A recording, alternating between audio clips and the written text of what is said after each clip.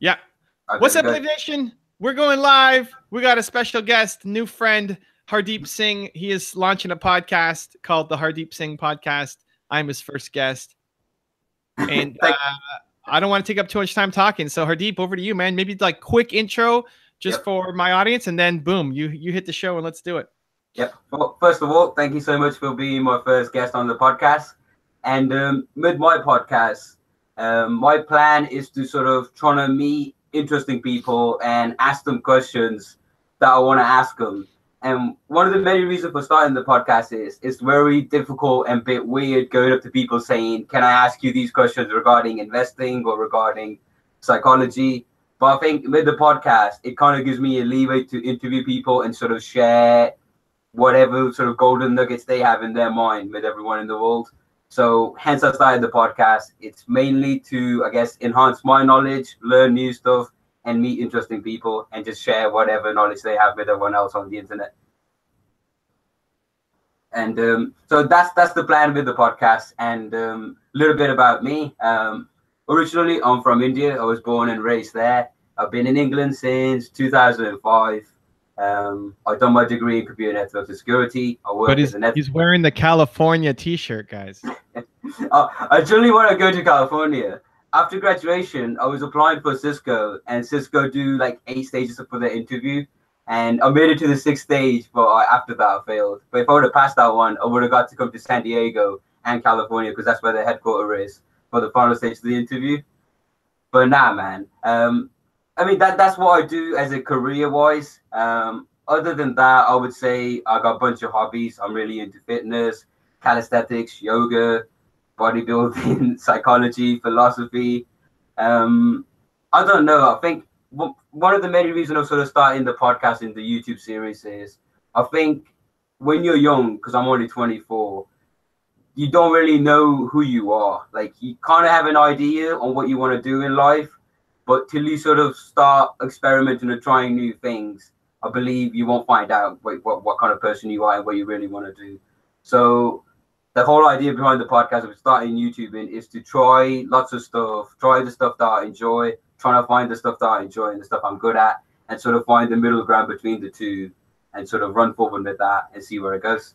All right, let's do it. Here we go. Kick us off. Podcast number 1. Podcast number 1. So my first question for you, Evan, is I've been following you since 2015. I stumbled across your channel when I was on my placement, and I think I watched one of your videos on Sadhguru, the top 10 rules with Sadhguru, or one of the other ones. Yeah. And ever since then, like, I've been obviously following up with all the videos. One thing I noticed is with YouTube, you stayed very consistent with your content, and the content, it still changes. Like, you're not doing the same content every year. You're coming out with like new series, like the Mentor Me series. You obviously got the top 10 rules. So my question is, how do you consistently innovate different content on YouTube for the past 3? I think you've been on YouTube for like nearly 8 years, but you picked up in terms of the amount of video you upload over the past 3 or 4 years. I think you're really up to speed. So how do you do it, man? What's the secret? So the secret, and listen, this can be applied to podcasting, to bodybuilding, to everything. Like, it's always going to be a mix of what you love doing with what the market wants. So at the beginning, it's okay to copy somebody. Like, if you're just launching a podcast, yep, you look up to Tim Ferriss and you look up to Lewis Howes, School of Greatness, and like whoever the guys are that you're like, man, I want to podcast like them. And maybe you lift some of their questions, and maybe you take some of those, like, oh, that's cool. I'm going to, you learn from them, and that's great. And then at some point you need to start innovating, like, you know what, the way Tim asked, I don't like that question. I'm going to go here. I'm going to go down my own path. And that's what you need to do. So same thing with me on YouTube. It's figuring out, okay, here's what's worked. Here's what I've done. Now, if you keep doing the same thing over and over again, you're going to get bored. Yep. Anybody, like, you'll just get the exact same thing. Or if you just go to the gym every day and all you did with bicep curls every day, all day long, like, your muscles won't even react to it anymore. Like, you need to give it, you need to shock it. You need to come up with variety. Right. Yep. And so it's that, like, as you start to evolve and grow and learn, and you learn something else, and you've changed a little bit as a human, now you think, how can I bring that to any of the work that I'm doing? And so whatever I'm doing, is always a reflection of me. So YouTube or anything else, like it's always a reflection of me. I just launched a new course. I don't know when this podcast is going up, but I just launched a new course in Toronto where I want to work with 15 people hands-on. Like 15 people coming to Toronto where I'm going to help them learn how to make money as a thought leader. And not just training, not just like, here's what to do. I'm going to open up my playbook and say, here's what I'm doing exactly step by step. And here's how you can make money in different areas. The second day is we're working with you. Like we're going to make videos together. I'm going to be coaching you and helping you. Awesome. Yeah. But that's a reflection of me, right? Yeah. What? Yep. So I was going to ask, how do I get on it? What's the process if someone wants to get on it? I can send you the link. I can send you the link to get in. But it's happening at the end of May here in Toronto. 3 days, 2 days for sure, optional 3 days as an extra kind of mastermind with me. But it's like I want to work with a tight group of people and not just do like I love doing interviews and this kind of stuff. That's amazing. But I want to take someone like you who has opinions and a thought leader and like wants to make a difference. And I want you to actually get real momentum to make it happen. And everything that I've learned and work with you, not at the front of a room with 5,000 people in it, because I love that, but it's just taking notes. Like, I'm going to push you. We're going to get on camera. We're going to make stuff happen. And I'm going to tell you what to fix, right? Like, I love that. And maybe this is the only time I do it. Like, I may never do it again. I don't know. People are saying, are you going to bring this to the US? I don't know if I'm even going to bring it anywhere else ever again. Like, this might be a one and done thing, or it might be the next thing that I do forever. I don't know, right? And so I think the worst thing you can do is be chained by what was working for you in the past. Yep. And the best thing you can do is continue to tap into what is making you tick, what new creativity and ingenuity you're coming up with, and how can you pour that into your business. Got you. And have you done something like the training course you're sort of doing in May? Have you done something similar to that before, or is it the first time you're trying something like this? I've never done it. I've never done my own workshop, period. Okay. So I'm excited. And I've done a lot of training. I've done tons of training. I've done lots of speaking and training. And when I get asked to go speak at other people's events and they sell tickets and all that kind of stuff. But what always frustrates me is I want to grab 10 to 20 people in that room and just really work with them. Yep. Right. So I like being this keynote at the front of a room. That's awesome. But I'd much rather like take those 10 to 20 people and know that in 3 days I can shift you. Like I can take that thing, that idea that you don't know how to make happen, we'll start to make it happen, right? So it just makes me excited. It's all the things that I've hated about public speaking. You go to an event, you get motivated, and then you don't know what to do. You just have a notebook full of ideas, right? So I had that happen so many times because I was wondering, like, if only I could get like 10, 15 minutes with that speaker. Because I don't know, every time like I go to any networking event or a public speaking event or even a seminar, you go through the event, you're motivated, you got sort of a bunch of questions. Like with me, I'll write everything down. Even now, as you're talking, I'm trying to make little notes for my, I guess, my brain. But nah, man, I think that's really good. Because one of the things that frustrates me most about public speaking or personal development seminars is they present the content, but then there's no room for question and answer. And I think that's really good. And I'm going to try to get on it if there is still seats left. I love like I'm all about Q&A. I love making time for Q&A, but what I always felt was missing was the next step, right? Like one of the things we're going to do is I want you to tell your story. Like I want you to tell your story, your foundation story, why you're doing this, why it's important to you, and here are the elements, and then you're going to get on the camera, and my cameraman's going to film you, and I'm going to coach you. And then my editor is going to edit it and give you a final version. Like you don't have to do anything. You just got to get up there and follow direction, right? So like there's no excuses for not winning, right? I want to take every excuse away from you for not winning. And so that's the goal. And again, like it kind of has something to do with YouTube. It's about being a thought leader and how to make money from your ideas and your expertise. But I'm not making it into like a YouTube series where it's not available online. You can't get the immersive thing, the experience that I want to create online. And so that's just a trail. Like that idea has been percolating for a little bit in my head. And then 2 days ago, I just decided that's it. We're launching. What day? May 23rd. Perfect. Boom. May 23rd, 24th, 25th, Toronto. Let's make it happen. And listen, maybe nobody signs up. Like we've already had people sign up, but it could have been nobody signed up, right? Great. Egg on my face, failure. Like who cares? Keep going. Next thing. Right. So that you have to take that approach to YouTube, to podcasting, to everything that you're doing, like constant experimentation, and a lot of things aren't going to work out, and you just keep going forward. Yep. That's really awesome. That's something I've really taken away. Like for this interview, what I've been doing is sort of going through some of your old interviews and some of the old blogs you've done, just so I can sort of see how you do it, and I can sort of try to think of questions to ask, like, why did you do that? How did you do that?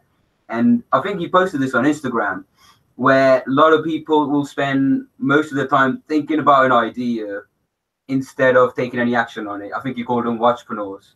And with this podcast thing, or even blogging for YouTube, man, I had a bunch of ideas that I would keep sort of writing down in my spreadsheet and sort of building the pipeline up, but I never took any action till I watched. Well, I took action because I watched a documentary on Mike Tyson, and I don't know if you're familiar with Coach D'Amato. His philosophy on fear is fear. Like, what was blocking me from doing all of this was pretty much fear. I was scared of failing, and I was sort of scared of like doing something stupid on the internet, and you sort of become an internet meme, and that's your life down the meme drain. And as I was watching the documentary, Coach D'Amato says, fear is like a fire. If you learn to control it, you can have a warm house. And if you let it sort of run wild, you will burn down the house. And that really resonated with me. And I was like, what am I afraid of? Like doing something silly. I do silly stuff at work all the time. And that really sort of pushed me through it. And after I sort of watched your Instagram post, and I was like, that's true, man. You only live once. Human life, like the life period for humans is very short. 80, 90 years. I'm already 24, and I feel like that's flown by for me anyway. So I don't know, man. With all my plans, I'm sort of diving headfirst into everything with podcasting, blogging. So we'll see where it goes. I'm gonna try what I enjoy and just reflect back on it and pick up the pieces on what's working or not. My second question for you is: do you know when you're blogging, whether you're doing like a blog on how to make passive income on the internet, 7 ways to make passive income? How do you prepare for a blog, and who are you addressing? Because one of the big problems I had with blogging was, depending on who I'm talking to, I would talk differently depending on that person. But obviously, when you're blogging, the blog goes out to everyone. So, what's your thought process around that? So my thought process is, I think you need to have one overarching mission on top of everything. Like I call it your one word. I call it your most important core value. What is the thing that you stand for? So for me, it's believe. And that runs through everything that I make. Every piece of content it makes you believe a little more in yourself. If it doesn't, then that's like, I screwed everything. This video, this podcasting, if you're like the workshop coming up in May, like everything should inject believe into you. Then there's a lot of different things that fall into it. Like if I'm doing something on Floyd Mayweather, maybe you're interested in it because you love personal fitness, but maybe somebody who's a school teacher who hates violence doesn't want to watch it, right? So that's fine, right? You can't speak to everybody with every video. Otherwise, you'll have no opinion. It'll be the most boring video of all time, right? So that's okay. But having the clear thing at the top, that is it's the lens through which you see the world, right? It's your compass. So everything that you make is around X. And then how you go off and do it, there's fitness. Like you haven't gotten to it, but you talk about fitness and you talk about philosophy and you talk about this other stuff. Great. What's the thing that brings them all together, and making that clear so that as long as you're being true to your North Star, people will tag along, right? And you'll listen, if somebody's only coming to you because of personal fitness videos, if you're doing your trampoline, hand claps, whatever, like if that's the only reason why they're coming to you, then they might unsubscribe, but they're not coming for the right reason, right? And so don't worry about losing those people.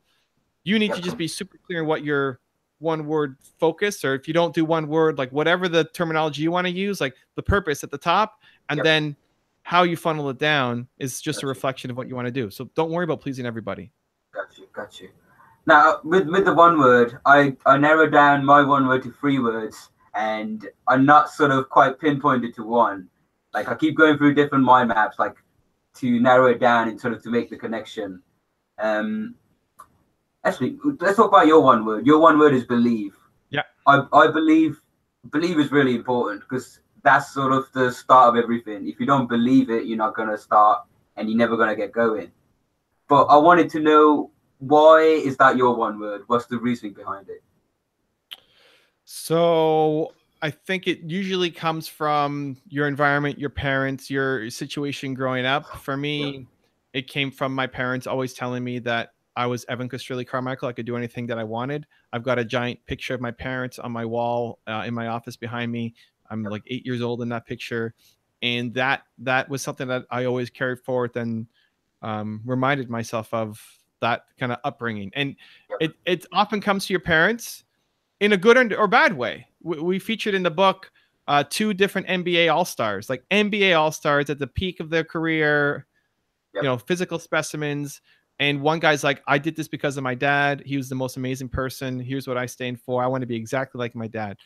Another guy's like, I did this because of my dad. He's the most terrible human being alive, and I want to be nothing like him.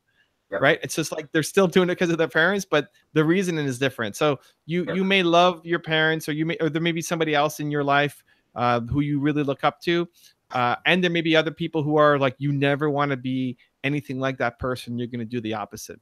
But it's developed pretty early on. The challenge is just being able to uncover it. Even the fact you got down to 3 is ahead of 99% of the world. Most people have no idea. They have no idea what they stand for.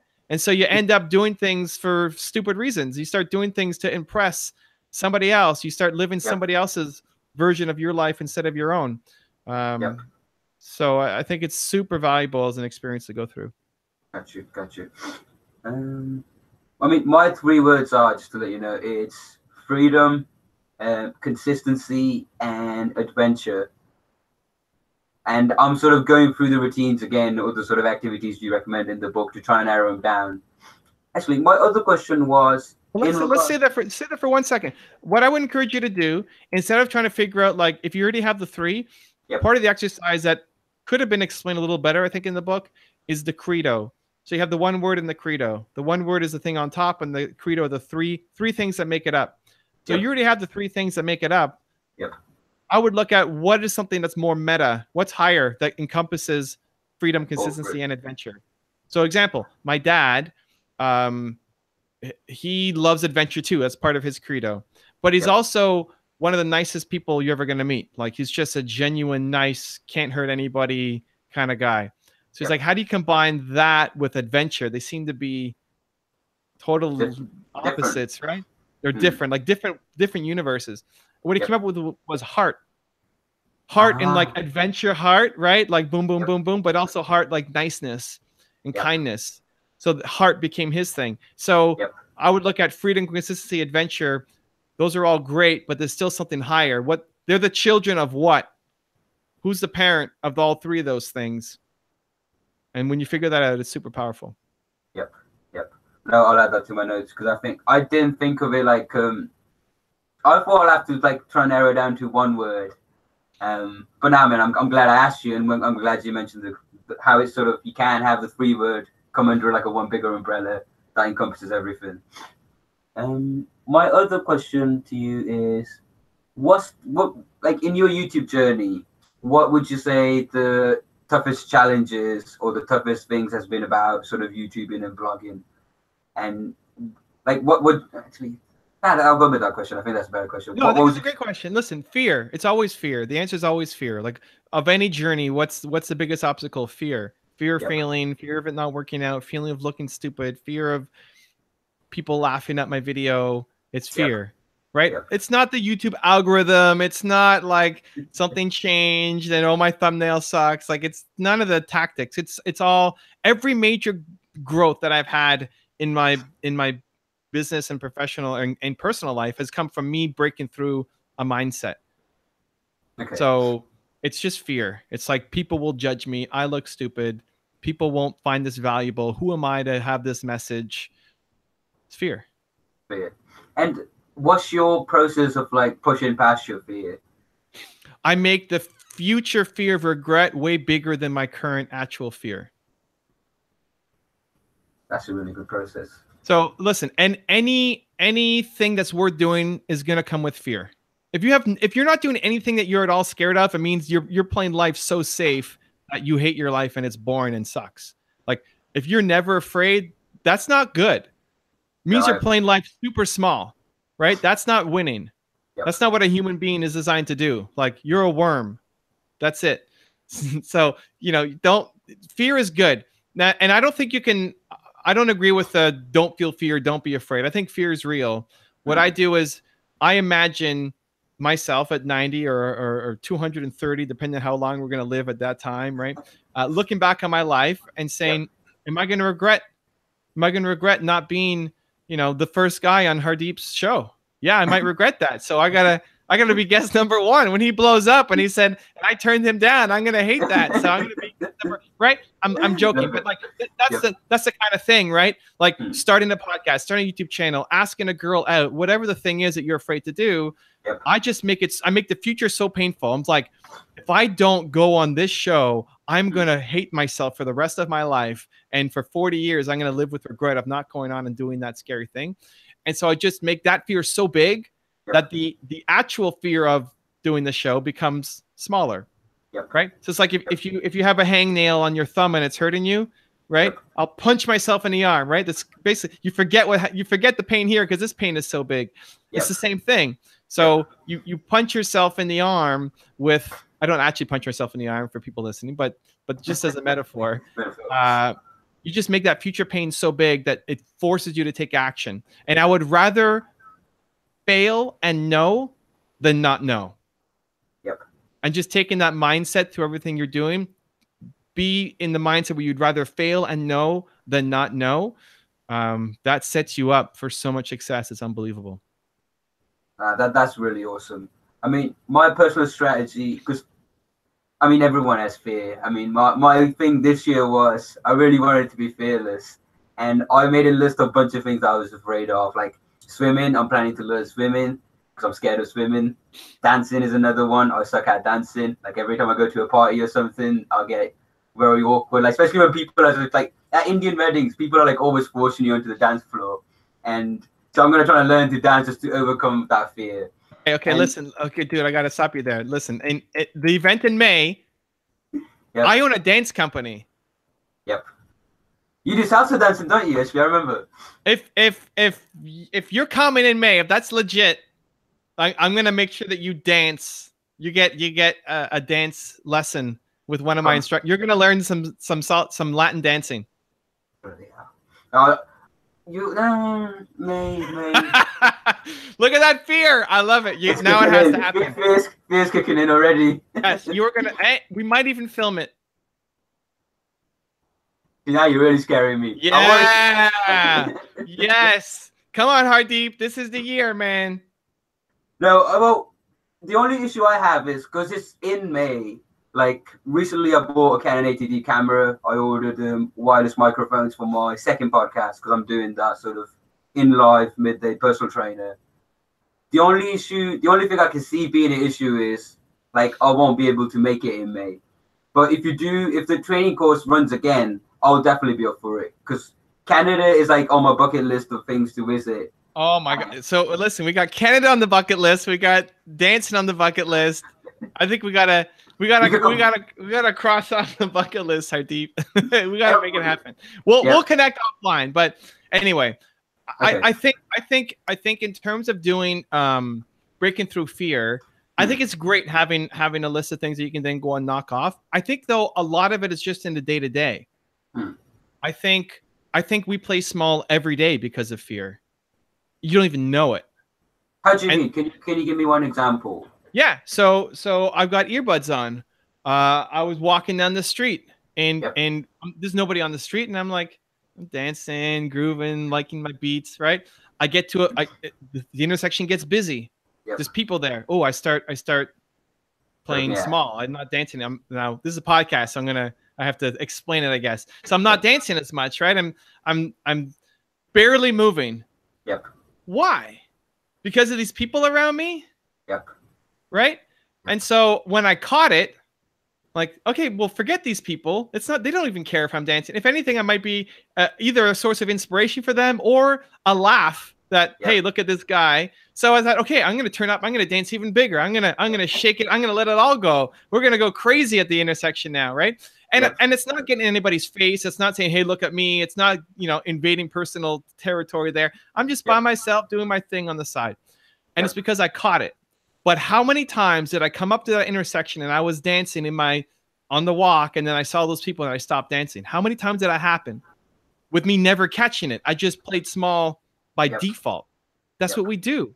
We play small by default. And so when you catch it, in the 2% of times that it happens, that's when you decide, because when you take the action there, it allows you to go and take the dance class or to start the podcast or to Yep. whatever the thing is, right? So it's building that muscle. Every time you are afraid of something and you catch it, little micro tiny things. It doesn't have to be some big crazy scary jump out of an airplane thing.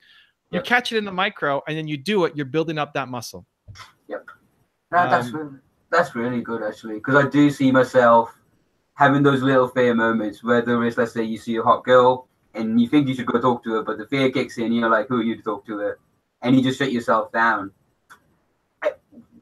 Do you have like a process that you, or like I guess a technique that to catch those little macro events? Because it happens like that, right? I think the more you do it, the more you'll catch it. Okay. The more you start acting on it, the more you will catch it. I don't have an amazing process for being able to catch it apart from that and people in my environment that I've told, right? So one of my things is complaining. I don't want to complain. Yep. And I told everybody around me, if you catch me complaining, call me out. Yep. And most people were like, dude, you're never complaining. You're the most positive, optimistic guy I know. When are you complaining about something? What are you going to complain about? The traffic, the weather? Like, I don't complain about that stuff. But listen, I'm not perfect either. I'm not 100%. I'm not Dalai Lama or whoever, Sadhguru level of whatever, non-complainingness. So if you catch me, call me out, right? Yep. And a guy on my team, J Rise in particular, is always pulling at things. Hey, does that count as complaining? And so it's great. Like if you tell your mates, hey, I'm afraid to talk to women that I'm attracted to, they see you looking at a girl, like they have to punch you and say, hey, go, Hardeep, man, what are you doing? This is it. This is what you asked me to do. Yep. Go. Yep. Or I'm going to make a big scene and embarrass you, right? Right? So one, the more you do it, the more you'll catch it. And then two, asking the people around you to call you out when that behavior is happening, because you may not see it yourself. I think those are the easiest ways. And then from there, just using the fear of regret. Like that woman that you were too afraid to talk to, maybe that was your wife. Like you just lost your wife, dude. That's it. Like that's 50 years of happiness and kids and grandkids and legacy and everything. And you threw that whole thing away because you were afraid to go up and say hi. Yep. That's what I put on myself, right? Like I built this story up. Yep. But also having zero expectations. Like if she does reject me or whatever, it's like, okay, that's good. I would rather know. Yep. Right? I would rather fail and know than not know. Yep. So that's what I would do. I love that. I love the future example one, because you can paint a picture for yourself, and if you paint a good picture, like you just saying that could have been your wife there. You lost your wife, dude. Like that would motivate me, and it would make me smile as well. It'd be like the fear, like it doing that for me anyway. At the moment, it seems to diminish fear. So I'm definitely going to start using that example. And my other question to you is, how would you promote or market a book? Because I've been working on my second book, which I'm planning to finish in the second quarter this year. It's more or less done. I just gotta do some of the final touches on it and make sure all the referencing and everything's in there. Okay, so one, like you're already behind. You start promoting the book while you're writing the book. Okay. You start promoting the book while you're thinking about a book. Okay. I had David Bach? No. Okay, David Bach wrote The Automatic Millionaire. He's got 9 New York Times bestselling books. He's sold 7 million books around the world, been on Oprah, all this stuff. More about like how to manage your money, that kind of stuff. Yep. He was on my channel this morning. I'm like asking, hey, what are you working on? He's like, hey, I'm working on my new book called The Latte Effect or The Latte Factor. Yep. And then he shows it. It's like, this is it. I'm working on my manuscript. Like, I'm just getting started. Nobody even knows about this. My agent doesn't know. We haven't shopped it around to publishers yet. Right. Yep. Like, And so he's talking about it now before he's even finished writing it, before he even have a deal for it. Yep. That's the process. So when I started Your One Word, I started documenting it, started documenting the journey and saying, hey, I'm working on this book. Here's the ups and downs. Anybody who that was published with a major, it was Penguin Random House, major publisher.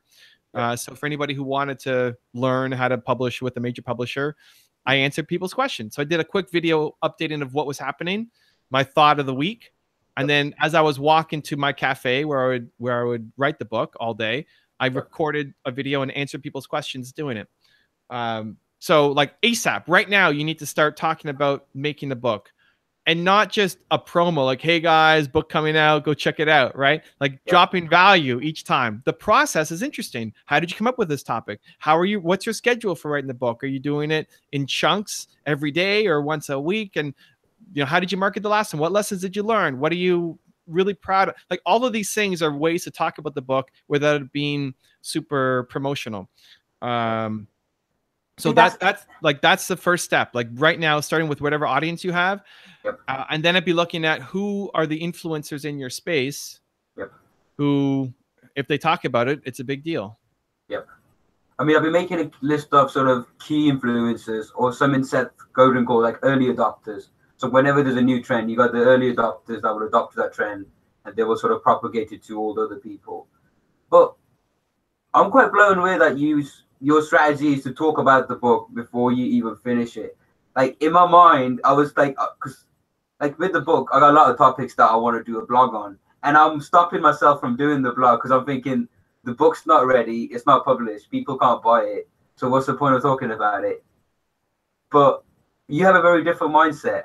Yeah, it's coming. Build anticipation, man. It's coming. It's coming. It's coming. You're so right. You're so right.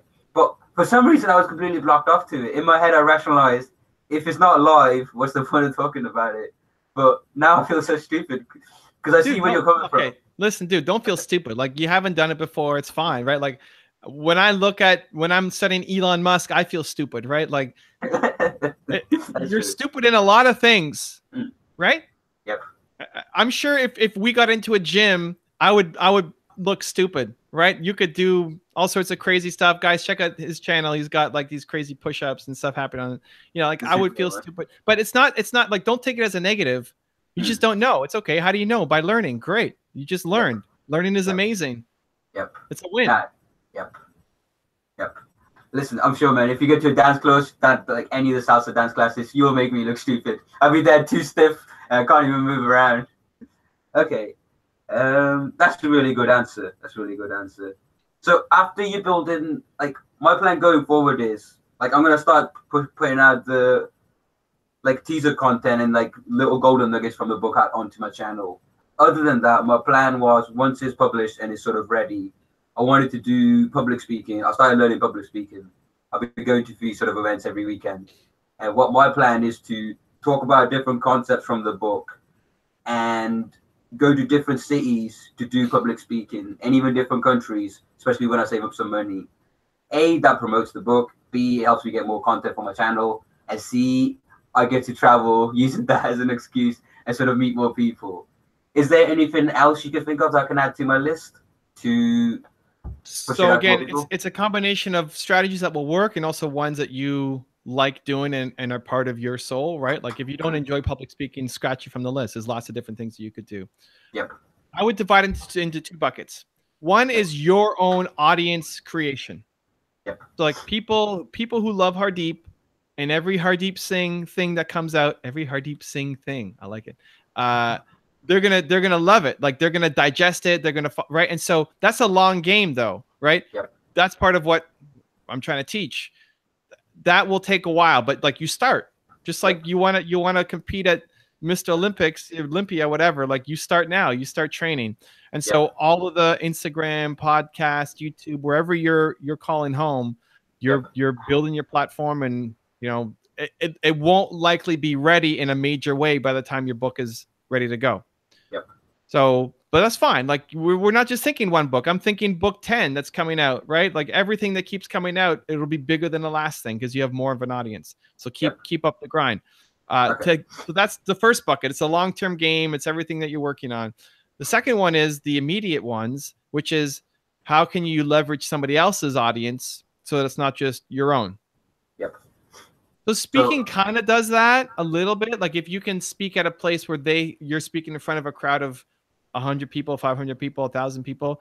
Yep. It's very rare that a speaking gig for book sales pays off. Like when you factor in hotel and travel and all that stuff, it's very rare that you make enough book sales back. If it's just to support your ambition and your drive to see other countries and meet people, great. But it's not really helping promote the book.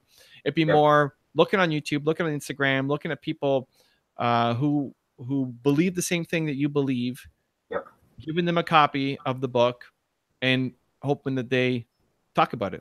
Now, there has to be something in the book that they resonate with. It's got to be good quality stuff. But from there, if you can connect with somebody else's audience, it's a great way to lightning rod your thing forward as opposed to just you trying to do all the work, right? Got you. If you can get 10 big influencers to talk about your book, however that works, whatever you have to do for them, right? Like maybe some big influencers come into London and they want to do a meetup, and you go to that meetup and you impress them and you show your hustle and drive and you wear their logo t-shirt or like whatever you do to stand out, to get to know them.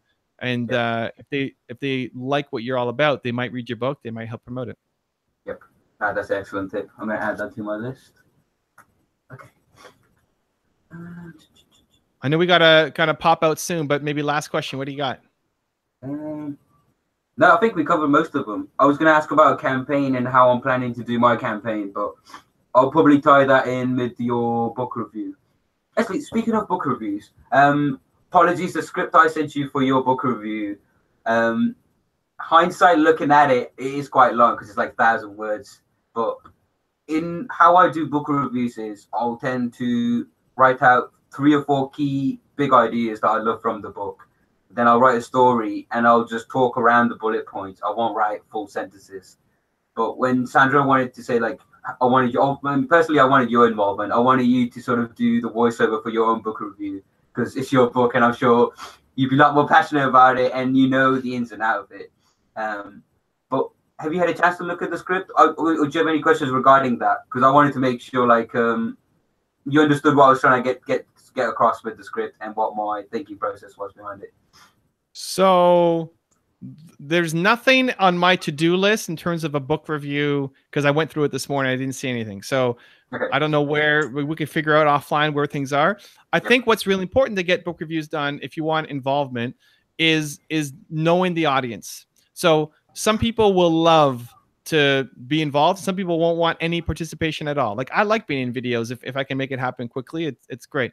Some people want a script and want to know everything that's going to happen. When you bring people on your podcast, some people want to know every single question you're going to ask them. And if you deviate, they're going to freak out and not be ready, right? Where I hate that stuff. I hate being asked the same question 1,000 times. And I'd much rather you go off what you're actually excited by than that, right? So if you want to come on and say, hey, here are the 10, like, don't I even want to know what your questions are. Let's go live. We're going to make it great. Like I want to go with the flow.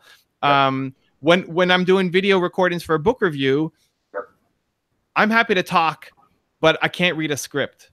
I just won't. Like I'll be like, okay, so an important thing to like, it's going to be brutal. It will not add value to your book review. But if you said, listen, I want you to share 30 seconds of why the top 10 rules for success is so important, or your one word is so important. Right. And I'm all about, my audience is this, or my one word is this. And then I can speak to that. It makes it a lot easier for me to come on and spit that out and send it to you than a giant wall of text. So if you're talking to, like, you're connect with my assistant, when you're talking to assistants and figuring this stuff out, understanding the style of the person that you want, because if you make it hard for them, they're not going to do it. Right. So if you're asking for a favor or for involvement, you accept like what comes, right? You want a script? I'll write you a script, no problem. Oh, no script? What do you want? You want general guideline? Perfect, right? Like whatever they want, understand. So like, if you're connecting with people's assistants, just understanding a couple questions back and forth, understand what they typically do. And you can push for a little bit more, right? But then just expect, like some guy wanted me to do one in German and he said, can you say these 5 sentences in German? Like, I can't even say 5 sentences in English. You want me to say 5 sentences in German? Like to memorize 5 sentences in English would take me half a day. I can't do it. Like I could do it, but it's just not worth it, right? Yeah. No, that's true. Like personally, I wasn't sure how you approach your videos. Like now I know you're much more sort of free flowing than having a rigid script. But you can ask. You're connected to my assistant, right? You can ask, and any of these people might have assistants. You can ask, or even lead with a question instead of assuming. Like you'll have your default way. You'll have your default way. Like I like that. I like being super prepared. I like having 18 questions ready to go. But if you put your guess in that box, then you're going to be limited to what kind of guess you're going to get, right?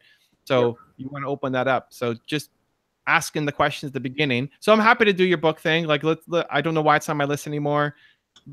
Figure it out with Sandra. We'll make it happen.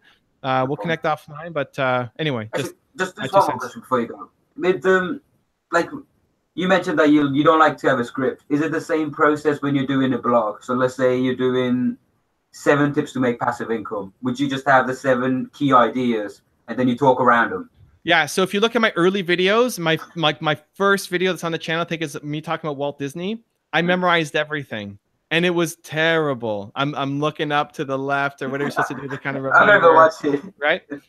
And so listen, for those videos where I'm talking about 7 ways to do something, one, I already have domain knowledge. Like I'm talking about things I know. Right, I'm not talking about how to box or how to be in the UFC or something that I don't know about, right? Because then that would be difficult. Then I need to research. I need to memorize names and dates and stuff. Like I would suck at that. So I'm talking about things I know. So all I do right now for that video, 7 ways, I'll sit down and I'll think, okay, what's the topic? 7 ways passive income. Okay, if I have to come up with 7 ways, what are the 7 ways? And I just write them down. And as I write them down, I already know what I'm going to say about it. Just because I've done it so much. Before it would be okay, might write some bullet points under it just to refresh and look at it. But now it's just boom, write the 7 points out, and then each take on the camera is 1 point. So point number 1 is this, and that's the only thing I memorize, right? Point number 1 is make partnerships. Great, and then I talk about that. Got you. Right, and I might think about it in my head for a couple minutes, but it's mostly just coming from the dome, but the dome comes from like every question that we're talking about here, I've been asked in different formats, different ways over the years. So I'm able to come up with a quick answer for you. If you ask me what my favorite pasta recipe was, I was like, I don't know. Right? Got you. Yep. So as you do more, I've done 6,000 videos, right? Like 1,000 of them aren't even public. We've done so many videos that 6,000. And all around believe entrepreneurship, right? So, plus podcasts and interviews and all this kind of stuff, right? So just the more you do it, the better you're going to get at it. Okay. 53. Saying that actually, I think because we're running short on time. I mean, I love chatting to you, man, because I'm learning so much, and I can think of 2 or 3 more questions in terms of like the people in your team. And I was watching one of your interviews. You're saying with YouTube, people are trying to like. My plan was to do a video a week, but you're saying the bare minimum is doing a video a day. And if you can push that to do 2 a day, that's what you got to push in terms of like to get your channel up on the ranking with the YouTube algorithm and everything. But how would you do it if you are one person? Because if you have a team, then it's easier. Yeah, so let's make this, I'm like late, so let's make this the last one, but I really want to help you on this. I would cut down the editing, because if you're doing videos that are you sharing your experience, it's not about the editing, it's about you. It's about your message, what you want to share today. And so get used to making videos faster and don't worry about so much in post-production. As you grow, your first hire is an editor. Like unless editing with the animation, I'll be spending too much time. But anyway, Evan, because I know I'm aware we're running late. Once again, thank you so much for your time, sir, and I really appreciate all of your questions, all of your answers, and thank you, man. Thank you so much for doing it. Thanks for the love, man. Good luck with the podcast. I want to be guest number 100. Don't worry, well, you will definitely be guest number 100. Okay, 1 and 100. Good, I'm excited. Awesome stuff, man. Thank you so much. Thanks, Hardeep. Cheers. Ta-da.